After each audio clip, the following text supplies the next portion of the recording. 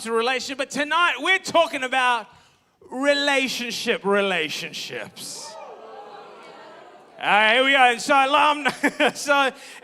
love this idea, and we've got this theme of relationship goals, and usually the way that we think about it is, hashtag relationship goals, something that was, massive a few years ago.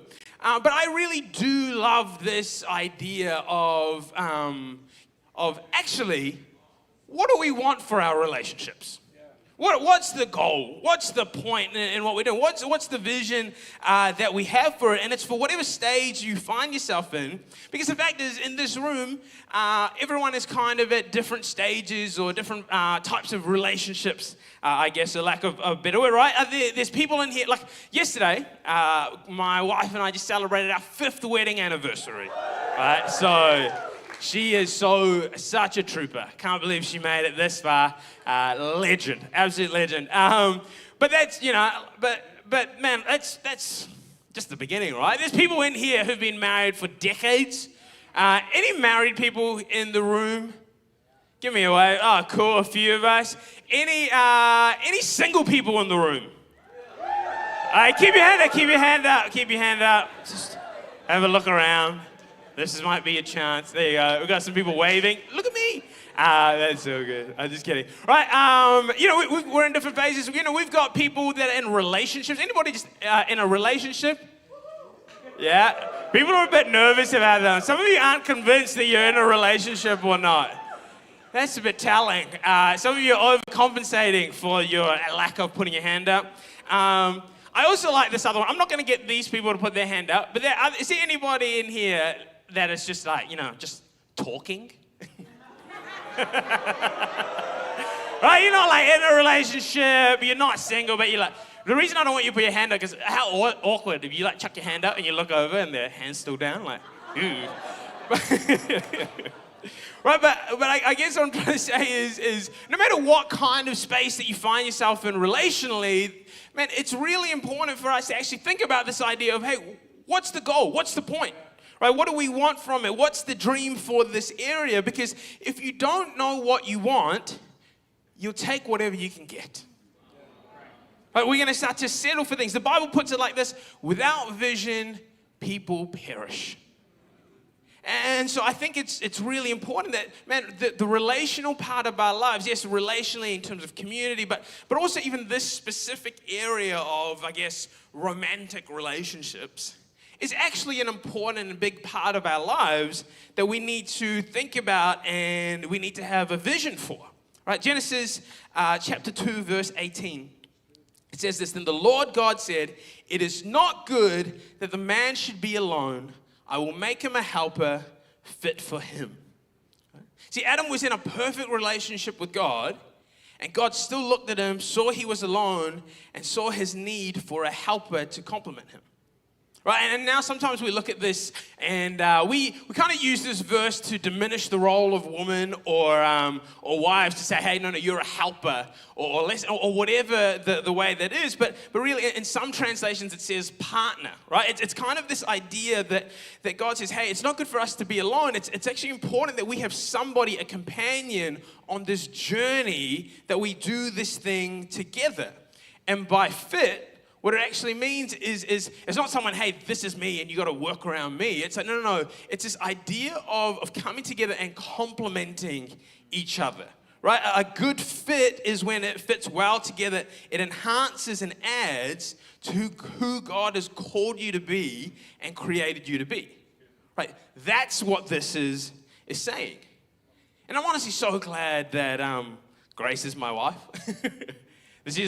Honestly, I'm honestly a different person in a good way because of being married to her, right?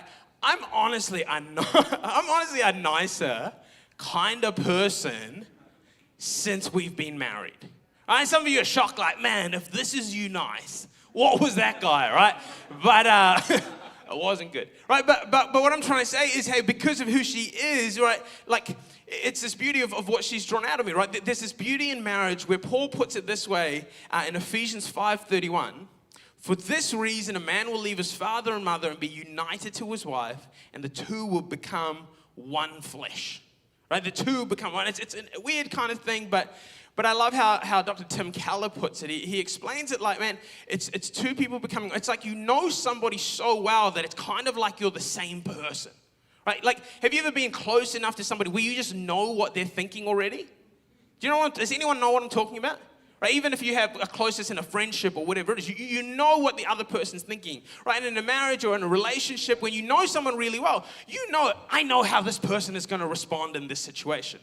And Dr. Tim Keller puts it this way of like, and what happens, the more you grow, the more you become one, the more that there's agreement and unity, you know in every situation how that person's going to respond. And you get to a point where in every situation, you have two options in your mind. How would I respond? And how would my wife respond? Right? Do I make a joke or do I show empathy?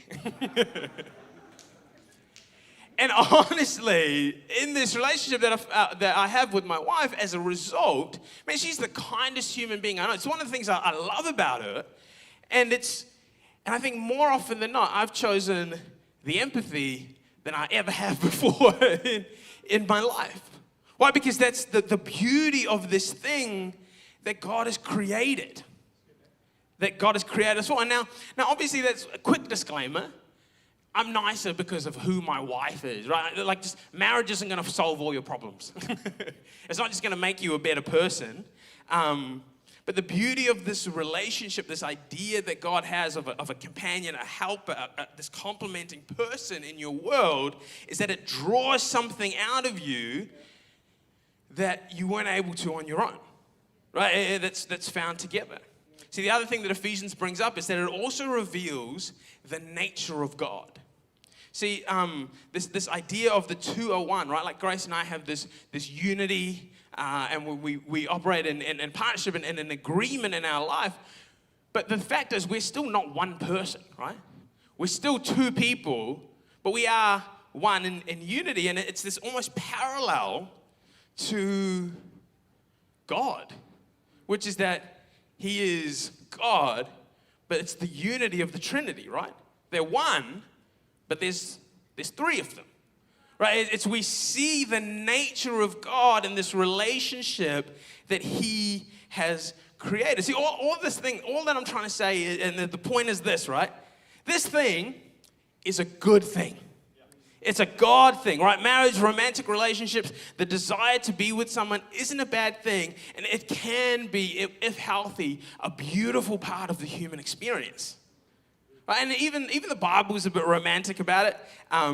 In Song of Solomon, there's a whole book about it. I wouldn't recommend it to everyone, especially if you don't understand what you're reading. It's just a bit weird or a bit too exciting. I don't know, for some people. But Song of Solomon chapter 3 verse 4 says, "Scarcely I'd pass them by when I found the one I love." Right, what a beautiful kind of romantic idea that is, right? And it kind of brings up this idea of the one, right? The one that I love. And in other translation it goes, the one whom my soul loves, right? There's this kind of deep beauty to this thing. And tonight I really wanted to call this sermon, How to Find the One. Yeah, and some people are excited, but those people, but what I found out after talking to a few Gen Z people is that the one isn't really a concept anymore, right? Or my millennial friends are like, yeah, the one, right? And it's because we kind of grew up with this idea of there was this one perfect person, and it kind of shows how generationally we've shifted on this idea, and our view of love and relationship has kind of changed. But the thing is, it still resonates. We're just kind of doing things and we go about things a little bit different, right? Like we still have all these songs about love, a whole genre of movie, rom-coms. Anybody love rom-coms here? This is actually me putting my hand up, not encouraging you to. I love it, right? But see, I don't think the one is a perfect idea, but I am a little bit sad that we've kind of lost the idea. Because the idea of the one was a little bit romantic, right? Maybe it's shifted and we've changed the way that we look at relationships, and that idea of finding that person and that person in our life is maybe it's because of the way we meet people is different to how it was. Right? Maybe it's because we're so much more connected that you have so many people in your world, you can't be like, man, there's so many people, there can't just be one. And I think that's true, but there's also, I guess, like, there's a difference in kind of value or romance or whatever in terms of meeting people and connecting with someone where you kind of grew up with them and you know them versus kind of just swiping and matching them. Like, ooh, that was nice. You know? Or you know, it's you know, people used to like write poetry to each other. Has anyone here ever wrote a poem for someone that they have feelings for? There we go. My guy, Steve Woodfield. No, you know. Right, but, and there was this beautiful thing that people wrote, but now if you want to like kind of get somebody's attention, you just slide into their DMs, and it's just, sup. You know, if you wanted to like, you know, there's this idea before of like, man, you like catch somebody's eye across the room. You know, it's like, ooh. But now if you want to catch someone's attention, you just scroll back a little bit on the Instagram and like an old photo. And that's how you get someone's attention, right? You don't have to carry a bunch of chairs anymore to prove that you're a worthy candidate. Right? I'm not here to bash and judge and things, but the reason I bring it up is that like the way that we do things has changed, but we're still after the same thing, right? We're still wanting to find the person. We're still wanting to not do life alone. And it's something that most of us desire, and I think it's a good thing. You know, but having said that, in the Bible, it does describe some people, not everyone, some people, as having the gift of singleness. If you're in here and I said that and that got you worried, you probably don't have the gift of singleness, right? Right? The gift of singleness isn't like this 50-50 thing, right? It is a... It's not as common as you might think it is, right? But whether you desire a relationship or not, I'm just here to say that's okay. And I do actually want to take a moment to celebrate singleness. Like, I think it's really important that we remind people that, hey, if you're single, you're not less than. You're not missing anything. It doesn't determine your value or your worth. It's not going to lessen what God has for you. It's not going to impact your eternity. It's not going to remove the jewels from your crown in eternity. That's an obscure reference. But if this is something you desire, it's important to acknowledge that this is not a bad thing. It's a good thing.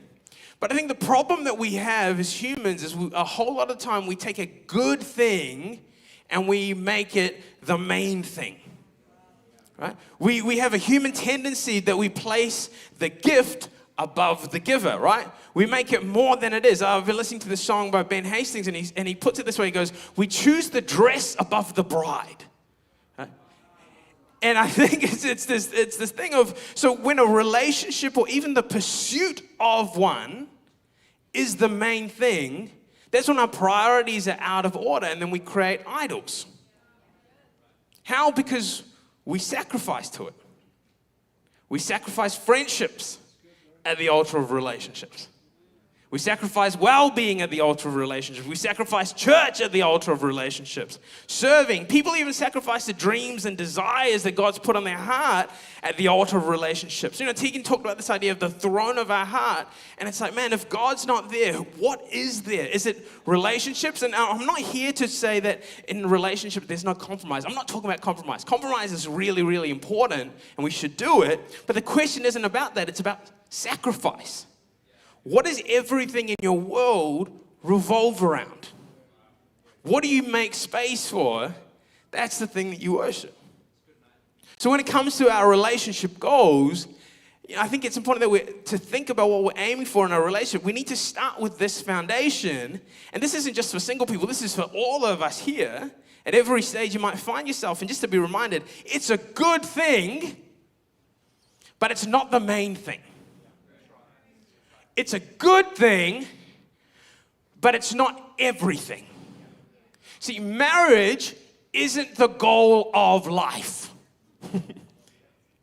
And I've seen time and time again, maybe it is my millennial nature of a bunch of friends who are like, man, who is the one? Where am I going to find this person? All they wanted to do was get married, and then they did it. They got married, and at 25, they had this existential crisis of now what? Why? Because they made a good thing the main thing. See, marriage isn't the goal of life, but it is the point of dating. All right? See, now the word dating has a funny connotation to it sometimes, especially in the church. And it kind of means different things to different people. So let me go to the dictionary, right? I Googled it, and I don't know which dictionary exactly, but it says like this: to go out with someone in whom one is romantically or sexually interested. Right? Makes sense? That's pretty clear, right? But so when I'm talking about dating, what I'm talking about is that you're in a relationship with someone, or you're getting to know someone with the intent of being in a relationship, or even simply spending time with someone you have feelings for, whether you're official, soft-launched, or just talking, right? And now I know that seems like that's a lot of pressure to put on, but hear me out, because this is a really, really important tension that we need to hold.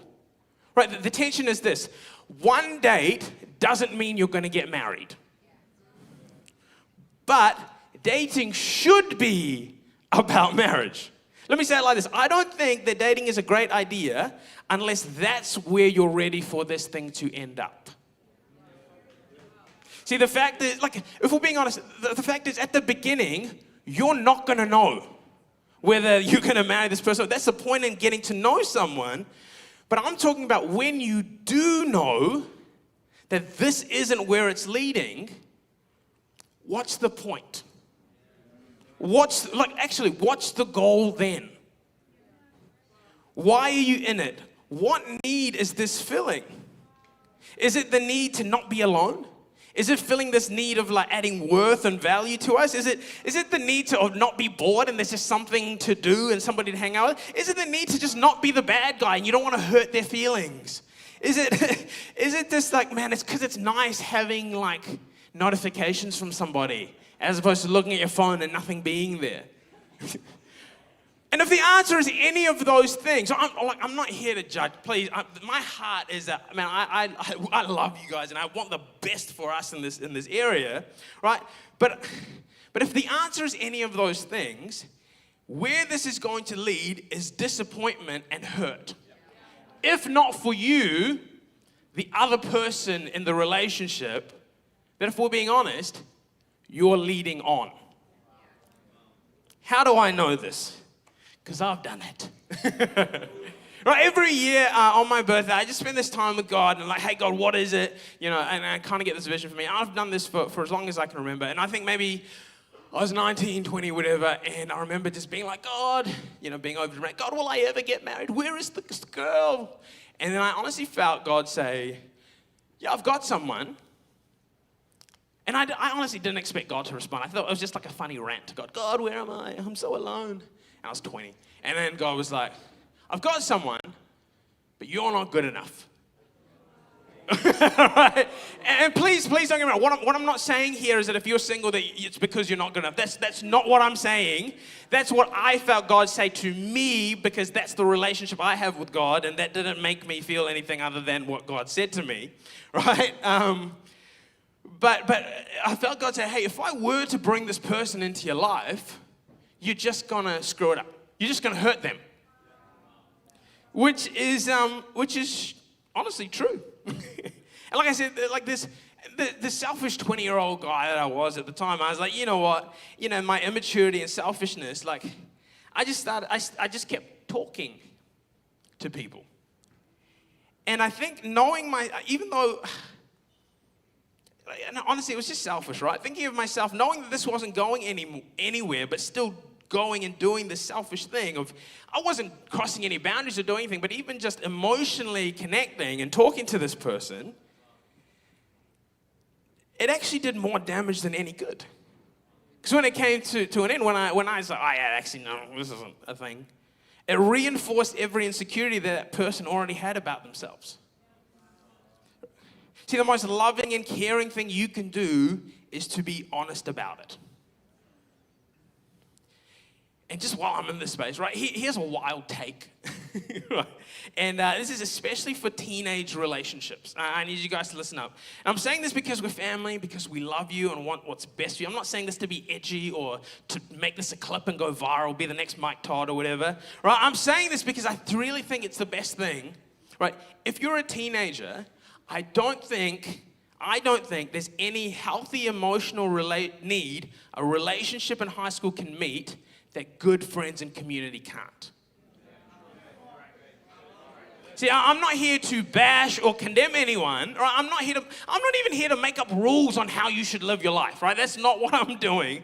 But I'm just so tired of seeing incredible young people with so much potential, man, actually just be taken out because of an unhealthy, purposeless relationship. Now, I know it can feel warm and fuzzy and it's good and it's comforting and it sucks when everybody else is in a relationship and you're not. Everyone else has somebody to talk to and you don't.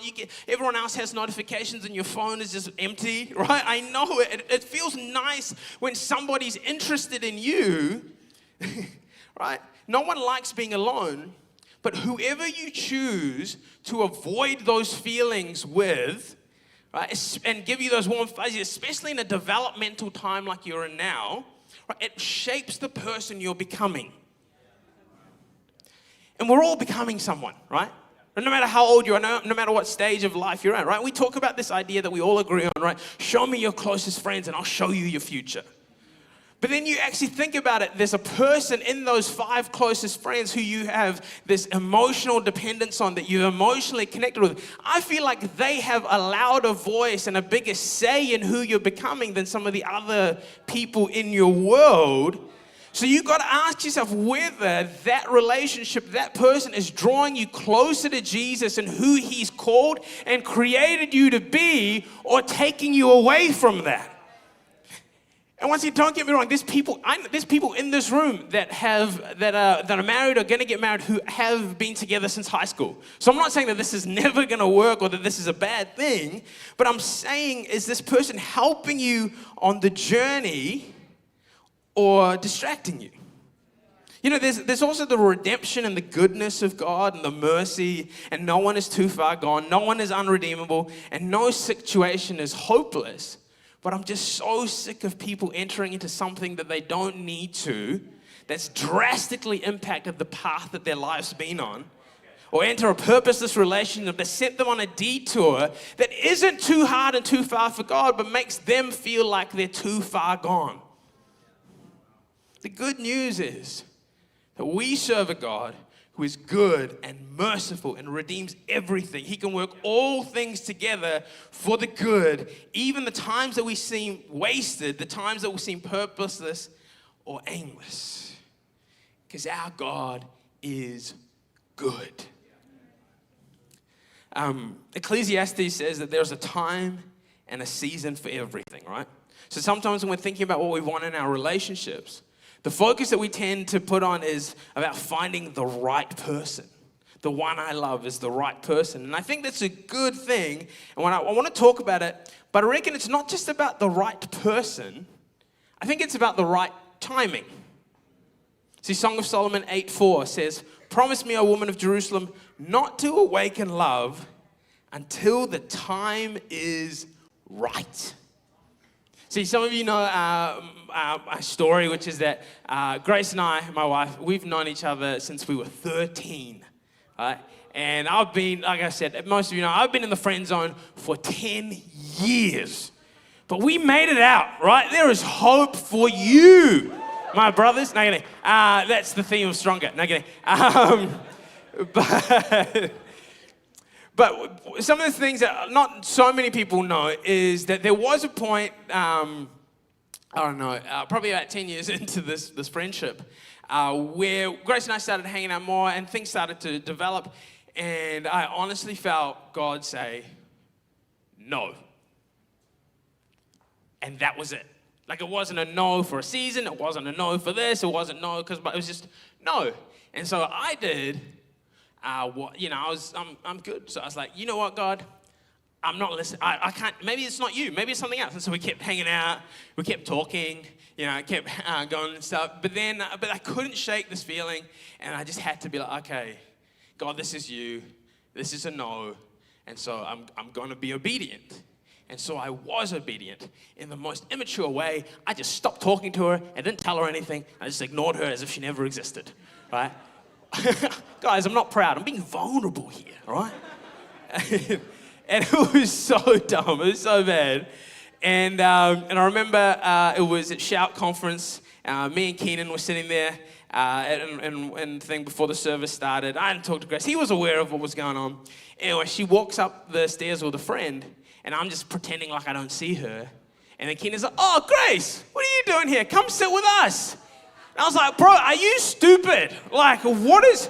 And I don't even know if he remembers it, but I was so mad. I was like, "What are you doing? Like, you know it." And he's like, "Bro, I just had a mind blank. I'm so sorry."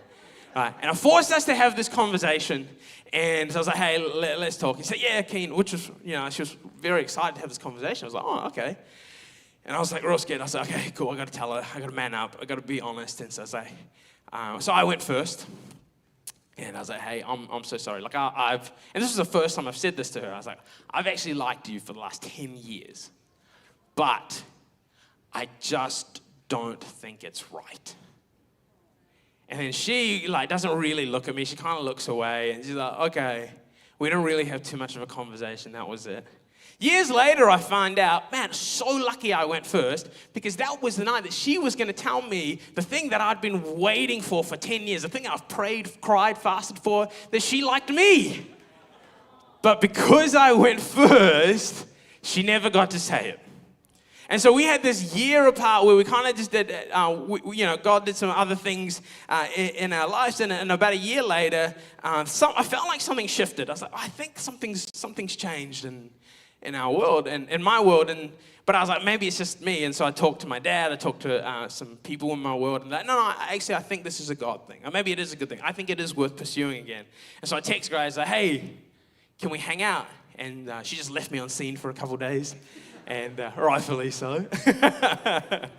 And then she came back, and I guess, spoiler alert, the rest is history. We've been married 5 years and have a child who's wild, right?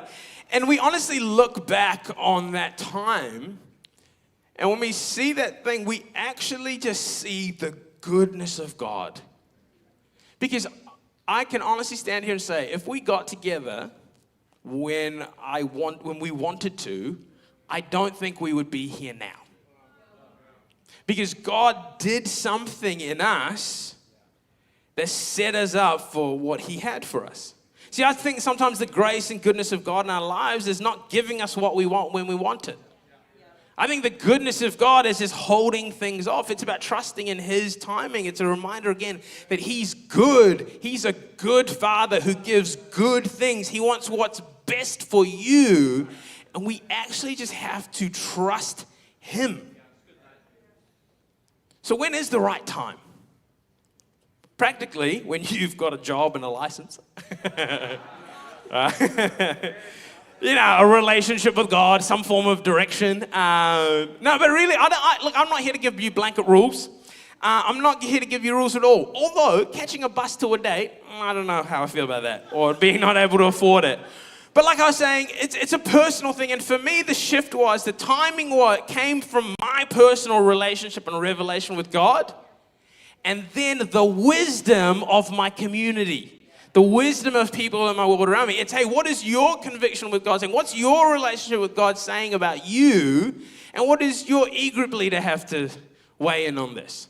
What is the people that care about you in your world have to say about this? That the answer of when the right time is actually, it's a conversation, it's prayer, and it's wisdom. So don't awaken love until the time is right. So back to this idea of relationship goals. What is it that you're looking for? Has anyone here ever heard of the concept or the idea of the list? Does anyone actually know what I'm talking about? Having a list of what you want, right? I think it's a good idea because, like I said, if you don't know what you want, you kind of just settle for whatever. And I think the default for most people on their list, or whether if they don't have a list, is just physical attraction. But that's just base level stuff, right? It's not wrong, but it's not the thing that's going to sustain you in hard times, right? Look at me. my wife isn't with me for my body, right? We're together because I'm hilarious. No, she, the more she laughs, the more her eyes are closed and doesn't see me. No, I'm kidding, right? But 2 Corinthians 6:14 says, do not be unequally yoked with unbelievers. For what partnership has righteousness with lawlessness? Or what fellowship has light with darkness, right? See, what this is talking about is the vision and direction for your life, right? This idea of being yoked is that it's these two oxen that are yoked together. It's about the direction that they're going. It lightens the load, makes it easier for them to do it. But if you're going in two separate directions, it's going to be tough, right? So it's about your value. What do you value? Right? It's true, opposites attract, right? Grace and I, completely different people. Right? I'm loud, she's quiet. I like being the center of attention, she's not insecure. But when it comes to our life and our values, right, and the direction, we're on the same page. We're heading in the same direction. See, and this was my list even before dating. This isn't me, but look at how awesome I am. But I don't know why. I think God was just good to me. This was my list. There's always been these three things. One, loves God more than me. Number two, loves his people, which is his church. It was about calling. I knew what my calling was and where I was going, and I was like, no, this isn't going to work if you hate the church and the people of God, because that's what I love. And the third thing was, and I'm being honest, the third thing was that she finds me funny. Tick. But, we've gone through some highs and lows in the last 5 years, and especially this last year. And the truth is, no matter how attractive I find my wife, it's not her face that has got us through these tough times, right? It's actually that she loves God a whole lot more than me that has actually given us a strength to push through really tough things that we've had to face. It was that she loves his people in his church that helped us make sacrifices and tough decisions and honestly just laugh our way through these situations. See, I'm not trying to say that our marriage is perfect or anything, and we haven't got everything right, but God has been so good to us. He's the most important part of our marriage, and when you're looking for your one, if he's not in it, it's going to be tough. And so just to finish, if I can have the keys, here's the thing, right? You can have a relationship goal, you can know what you want, you can have a dream for it, but does that dream want you? Are you the one you're looking for is looking for? You can be certain of what you want, right? You can be like, man, I want a godly person that loves God, but would they want someone who doesn't? You can want someone with a job and ambition, but would they want someone without it? You can want some kind and caring and empathetic person, but would they want someone who's sarcastic and cold? See, the best way to head toward your relationship goal with the one is to be the one. Right? I think the most attractive people are healthy people. And Pastor Willem said it this morning, the best gift you can give someone is to be healthy. See, Adam was already in a great relationship with God. He was already working the garden. He was already doing his thing. And then God said, hey, here's Eve. Hey, he is now a helper of someone. That's when Eve came along. And when we think about relationship goals and what it is that we want, sometimes we're so outward focused on what the other person should be. But the best thing that you can do in any stage that you find yourself, and it's even a good check if you're married, is, hey, where are you at? Are you becoming who God has called and created you to be? Are you doing what he's put in front of you now? If you're married, are you being the one that you loves? See, our whole faith is about who we're becoming. Are we becoming more like Jesus? I'm not saying that you need to be perfect, but I'm saying that are you on the journey of becoming healthy and who God has called you to be? And how does that look like? Man, have we dealt with our past? See, whether you like it or not, your past is going to impact your future. But if you deal with it or not determines the power that it has. See, we've all got a past. We're all sinners saved by grace. We've all got freedom in Christ. But are we actually living in that freedom? Or are we still controlled by it? See, that's why we have Encounter next weekend.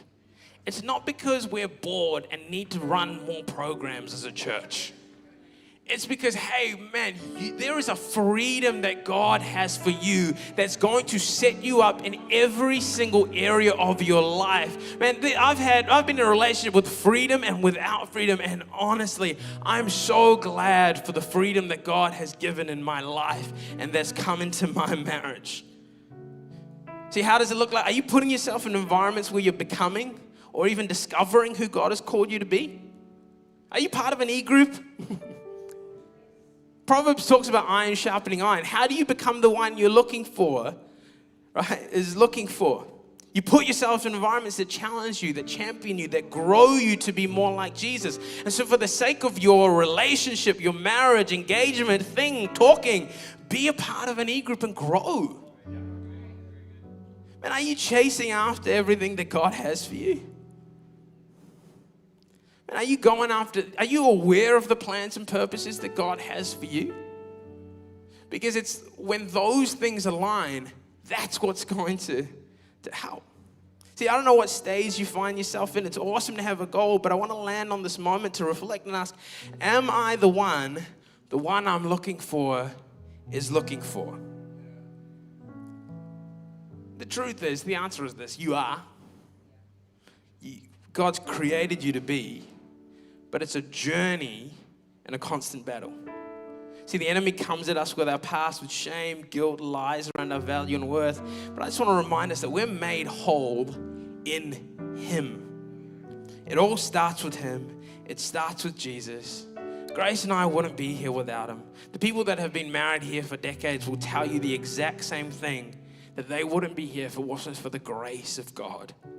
And I've said it before, but the divorce rate of couples that pray together daily is 1%.